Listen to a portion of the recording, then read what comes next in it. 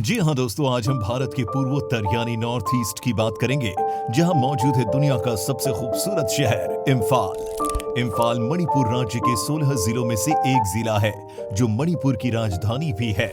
9 पहाड़ों के बीच बसे भारत के इस राज्य को रत्नों की भूमि भी कहा जाता है। साल 1972 में राज्य का दर्जा हासिल करने वाला मणिपुर भारत का 19वां राज्य है और आज 50 वर्षों के बाद ये राज्य अपनी सदाबहार प्राकृतिक सुंदरता, परंपराओं और समृद्ध संस्कृति के चलते भारत में तो मशहूर है ही, इसके चलते ये दुनिया भर में भारत का नाम भी रोशन कर रहा है। आज इम्फाल सहित समूचा मणिपुर अपने टूरिज्म से दुनिया को अपनी ओर आकर्षित किए हुए है। इस राज्य के खूबसूरत पहाड़, नदियां, झरने, झील, खान पान, पहनावा, रहन सहन और कल्चर के प्रति लोग इतने ज्यादा आकर्षित हैं कि मणिपुर घूमने वालों की संख्या हर साल बढ़ती ही जा रही है। अगर आप अब तक मणिपुर नहीं जा सके हैं तो निराश होने की जरूरत नहीं, क्योंकि इस वीडियो में हम आपको मणिपुर की हिस्ट्री से लेकर इसके कल्चर, खान पान और यहाँ मनाए जाने वाले फेस्टिवल्स जैसी अनेकों जानकारियां देने वाले हैं, जिन्हें जानकर आपका दिल गार्डन गार्डन हो जाएगा। दोस्तों, मणिपुर को केवल लैंड ऑफ ज्वेल ही नहीं कहा जाता, बल्कि गेटवे ऑफ साउथ एशिया भी कहा जाता है। और वो इसलिए क्योंकि मणिपुर वो राज्य है जिसकी सीमा का एक छोर भारत के पड़ोसी देश म्यांमार से मिलता है। दुनिया का एकमात्र फ्लोटिंग नेशनल पार्क मणिपुर में स्थित है, जिसका नाम है किबुल लामजाओ नेशनल पार्क। इम्फाल से मात्र 50 किलोमीटर की दूरी पर बने इस पार्क में दुनिया के सबसे अनोखे हिरन सहित सैकड़ों ऐसे वन्य जीव रहते हैं, जिन्हें देखने दुनिया भर से लोग, खासकर विशेषज्ञ यहाँ आते हैं। बात अगर घूमने फिरने की हो तो इम्फाल सहित समूचे मणिपुर ऐसे स्पॉट से भरा हुआ है जिनके नजारे अद्भुत और अविश्वसनीय हैं। इम्फाल में मौजूद मताई गार्डन हो या फिर इम्फाल वॉर सेमेट्री, ये वो स्मारक है जहां उन बहादुर सैनिकों की कब्रें मौजूद हैं, जिन्हें सेकेंड वर्ल्ड वॉर के समय जापानी सेना के खिलाफ लड़ाई में अपनी जानों को कुर्बान कर दिया। यहाँ 1600 सैनिकों की कब्रें हैं, जिनसे जुड़े हजारों किस्से भी यहाँ मौजूद हैं। सिकदा डैम और उसके आसपास मौजूद प्राकृतिक खूबसूरती मणिपुर का एक और पिकनिक स्पॉट है। वहीं इम्फाल में मौजूद स्कॉन मंदिर भी शहर के मुख्य आकर्षण केंद्रों में से एक है। इसका निर्माण पूर्ण रूप से सफेद पत्थर से किया गया है, जिसे देखकर कोई भी मंत्र मुक्त हो जाएगा। इसी तरह Manipur zoological garden, INA museum, Kangla fort, Loktak झील, मणिपुर में मौजूद ये वो जगह है जो एक बार इन जगहों पर चला गया वो इन्हें कभी नहीं भूल पाएगा। लोकटक झील साफ पानी की वो झील है जो पूर्वोत्तर की सबसे बड़ी झील मानी जाती है।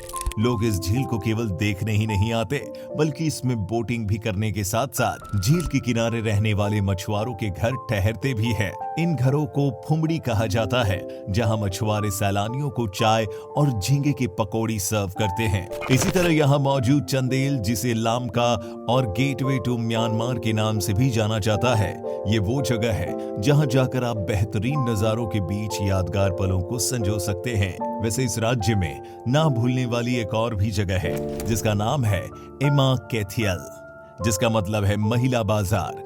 दोस्तों, ये मार्केट 500 साल पुरानी है, जिसे पूरी तरह महिलाओं द्वारा ही चलाया जाता है।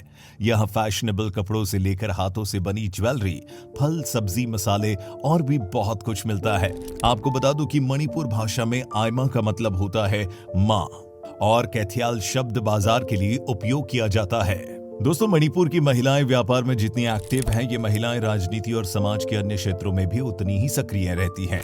यही कारण है कि मणिपुर भारत का वो राज्य है जहां पुरुष प्रधान जैसी संस्कृति आपको बिल्कुल भी देखने को नहीं मिलेगी। कपड़ों की बात की जाए तो आपको बताना चाहूंगा, मणिपुर की तरह इनका फैशन, इनके परिधान भी बेहद अनोखे होते हैं। वहीं खामेन चटपा वो परिधान है जो समाज के सर्वोच्च लोग सबसे ज्यादा पहनते हैं। ये स्टाइल स्टेटमेंट होने के साथ साथ स्टेटस सिंबल भी होता है।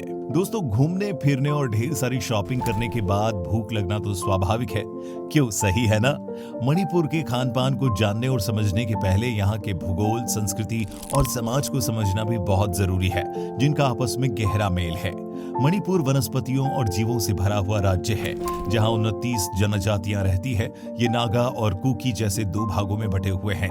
कृषि इनके जीवन यापन का मेन सोर्स है। एक टिपिकल मणिपुरी मील की बात की जाए तो यहाँ के लोग steamed rice, eromba, ooti, fish curry, singju और चखाओ बड़े ही चाव से खाते और खिलाते हैं। मणिपुर की सबसे पसंदीदा डिश चगेमपोबा मानी जाती है। ये सब्जियों से तैयार की जाने वाली एक खास तरह की डिश होती है। तो अगर आप कभी मणिपुर जाएं तो मेरी ये खास सलाह है कि इस मणिपुर डिश को चखना बिल्कुल ना भूलें। चखाओ मणिपुर में पैदा होने वाले वो चावल हैं जिसका रंग काला होता है। इसे भारत सरकार की ओर से मान्यता प्राप्त है और ये चावल महत्वपूर्ण क्रॉप की श्रेणी में आता है। कद्दू, बीन्स, लौकी और बैगन इस क्षेत्र की आम सब्जियां हैं। दोस्तों, यहाँ के खानों में फर्मेंटेशन द्वारा तैयार की गई चीजों का भी बोलबाला है। मणिपुर लोग सब्जी से लेकर फल और मांस प्रिजर्व करते हैं और फिर कुछ समय के बाद उनका सेवन करते हैं। खाने की तरह मणिपुर के लोग भी काफी इंटरेस्टिंग होते हैं। अपने मैरी कॉम का नाम तो सुना ही होगा। जी हाँ, ओलंपिक मेडल लाने वाली मैरी कॉम मणिपुर राज्य से ही संबंधित है। इतिहास बताते हैं कि इस राज्य का इतिहास ईसा 1500 वर्ष से भी ज्यादा पुराना है, जहां उस समय की पुरानी बस्तियां आज भी मौजूद है। इसके अलावा मणिपुर में मौजूद कई ऐसी गुफाएं भी हैं जिन्हें पर्यटक के तौर पर देखकर आप हैरान रह जाएंगे। पोलो स्पोर्ट के बारे में तो आप जानते ही होंगे, लेकिन आप ये भी जानते होंगे कि मणिपुर ही वो राज्य है जिसने इस खेल की शुरुआत पहली बार की थी। इस राज्य के पारंपरिक खेलों का अपना एक इतिहास है। आज जिस खेल को दुनिया पोलो कहती है, मणिपुर के लोग उसे पुलू के और कुछ सैगोल के नाम से भी जानते हैं। यही नहीं, मणिपुर आज भी इस खेल को अपने पुराने अंदाज और नियमों के अनुसार खेलते हैं, जो आज के आधुनिक पोलो स्पोर्ट से बिल्कुल जुदा है। यही नहीं, कहा जाता है कि यहाँ मौजूद मैपल कैंग जेबोंग दुनिया का सबसे पुराना पोलो ग्राउंड है, जिस पर 14वीं सदी ईसा पूर्व में राजा नोगदा पाखंबा से पहली बार इस खेल का आयोजन करवाया था और तभी से लेकर आज तक यहाँ हर साल इस खेल का आयोजन होता आ रहा है। मणिपुर के लोग नोगदा को ही अपना पहला राजा मानते हैं।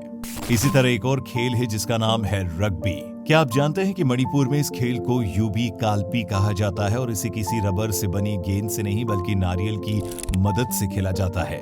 इसके अलावा यहाँ कुश्ती, जिसे मुनका कहा जाता है, और बोट रेसिंग वो मुख्य खेल है जिसे हाइंग थांगबा के नाम से इस राज्य में खेला जाता है। दोस्तों, मणिपुर का हैंडीक्राफ्ट वर्क वैसे तो देश विदेश में मशहूर है ही। यह हैंडीक्राफ्ट इतना जादू भरा भी है कि इसे देखकर हर कोई हैरान रह जाता है। मणिपुर पूर्वोत्तर का वो राज्य है जहाँ जाने के लिए इनर लाइन परमिट की आवश्यकता पड़ती है। सरकार द्वारा जारी किए जाने वाला ये वो डॉक्यूमेंट है जिसके बिना आप इस राज्य में कदम भी नहीं रख सकते। हालांकि यहाँ घूमने आने वाले लोगों को ये उतनी ही आसानी से मिल भी जाता है। मणिपुर की सरकार इस बात का विशेष ख्याल रखती है कि किसी भी सैलानी को इस कार्रवाई में किसी भी तरह की कोई परेशानी ना आने पाए। लोग आसानी से यहाँ आ सके और उतनी ही आसानी के साथ यहाँ से जा भी सके, जो कहीं न कहीं सीधे तौर पर इस राज्य के टूरिज्म के लिए अच्छी बात है। दोस्तों, ये थी मणिपुर के बारे में कुछ इंटरेस्टिंग इन्फॉर्मेशंस। उम्मीद है कि आपको ये जानकारी बहुत पसंद आई होगी। हमें कमेंट्स में जरूर बताइएगा। जाने से पहले एक आखिरी बात, और वो ये कि अगर आप एक शांतिपूर्ण माहौल और वातावरण को एंजॉय करने के शौकीन हैं, तो मैं यकीन के साथ कह सकता हूं कि मणिपुर वो जगह है जो केवल आपके लिए ही बनी है। जीवन में कम से कम एक बार तो यहाँ जरूर जाएं। वीडियो को अंत तक देखने के लिए आपका धन्यवाद।